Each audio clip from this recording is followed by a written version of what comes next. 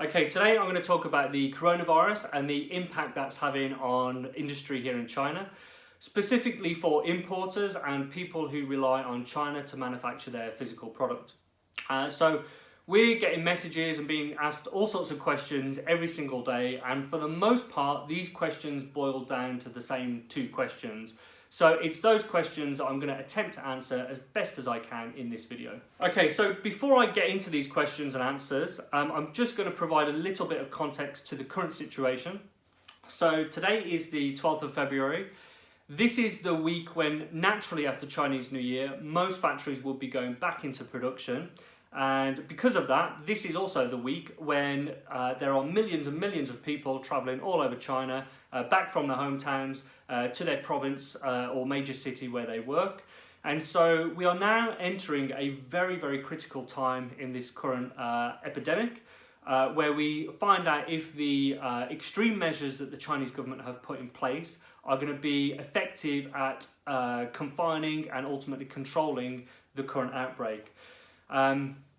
What I can tell you is, speaking to many factory owners and people in business here in China, there is a general expectation that because of the current situation and also because of the extreme measures that the government have put in place, that come the end of March we will be either back to business as normal or pretty close for the majority of China to being back to business as normal. So I'm going to work on the assumption that that is correct, and it's on that assumption that I'm going to answer the following two questions.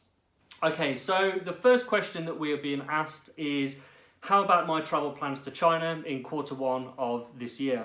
So we had a lot of customers that were due to come over, either for factory tours, signing off samples, or attending trade shows. Trade shows like the China International Furniture Fair, they've already announced that that's been postponed. Even trade shows in April, such as the Canton Fair, it's not officially being cancelled, but to be honest, I'm pretty sure that's going to be a whitewash and just a non-event. So when it comes to trade shows, they're not happening. When it comes to travelling internally around China, it's not happening. And so the long and short of it is, Q1, I'm afraid, for anyone who was planning to come to China, is most probably a write-off. You can still get into China. A lot of airlines are no longer doing direct flights. However, you can still come in via indirect flights through Hong Kong, Korea, etc. But generally, for most people, it's going to be a wipeout. Now, what we're advising our clients to do is forget Q1 and to reschedule your itinerary from the 1st of April onwards. Okay, so the main question we're being asked is, are my goods going to be delayed, and can I even get stock from China at all? Now, in order to answer that, it really needs to be answered on a case-by-case basis. The reason being, every factory has its own unique situation, and therefore every factory has its own unique set of challenges. However, over the last couple of weeks, I've spent a lot of time speaking with factory owners and people that I know to gain an understanding of how the coronavirus is or isn't affecting them. And there's really quite a mixed bag. So what I'm going to do is just talk you through a few of the different scenarios and how that might affect your suppliers in China.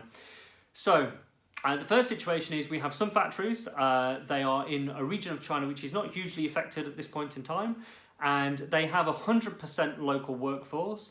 All of their raw material also comes from that same area. And effectively, they are not expecting any delays at all, which is obviously fantastic, the best case scenario. The second scenario, I was talking to the factory a couple of days ago, and they've reopened the factory, and their migrant workers have travelled back and are ready to work.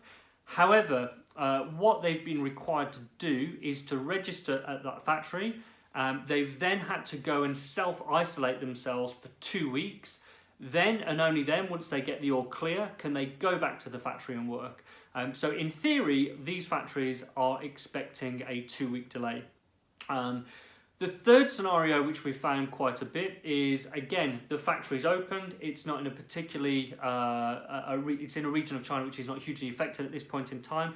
However, some of their migrant workers that they rely on have not been able to travel because they're in regions which essentially are in some state of lockdown. And the issue that some of these factories are facing is some of these migrant workers that they need are actually quite skilled people, and they're not just quick and easy to replace.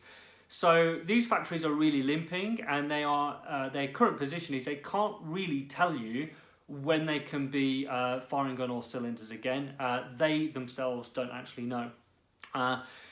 The other scenario, which is the worst case scenario, is factories in Hubei province. And we, for example, have a very good sofa supply in Wuhan. And these factories are completely shut. And production, we have no idea when that's going to resume. And so this is the worst case scenario. So as you can tell, it's really quite a mixed bag. And the spectrum ranges from no problem at all to complete lockdown. Okay, so finally, what can you do as an importer to essentially limit the damage that coronavirus is causing on your business? I think, first of all, being empathetic with the factory and their current situation, having a good relationship with them, I think goes a long way. I think people should be conscious that any good factory, naturally after Chinese New Year, tends to have a bit of a queue, and that queue at the moment, because of the situation, is only going to get longer as opposed to shorter. So I guess one of the questions you could ask yourself is, how can I get further up in that queue? Now, one way that you might be able to do this is by communicating with your factory. And let's say, for example, you have an order with 25 SKUs, talk to the factory and talk to them about making it more simple and easier for them to get goods out of China. So you could say, look, we understand this was our original order. If we reduce the 25 SKUs down to putting 3 SKUs in the container instead, does that make it easier and faster for you? And what I can tell you as an exporter is any factory or exporter, until they get goods out of China, they don't get paid. So I'm very sure that factories will be very willing to have conversations about simplifying orders to get goods out of China faster. I think the other thing that you can do is, from a logistics point of view, is probably for most people air freight is not going to be cost effective at all. But you can look at rail freight, especially if you're in anywhere in Europe, basically, even in the UK. That can essentially save you a couple of weeks, which maybe for your business 2 weeks makes all the difference. So that's one option that you should look into and investigate. And finally, if you have factories and you're purchasing product from Hubei province and the epicenter of this epidemic, as much as we would like to support those people, I think from a business point of view, if the factories are basically shut for the foreseeable future, you should really look at resourcing and moving production to a different area of China. So, if you have any questions on the coronavirus and how that might be affecting your business, or any other questions generally, please feel free to get in contact with us. Thank you.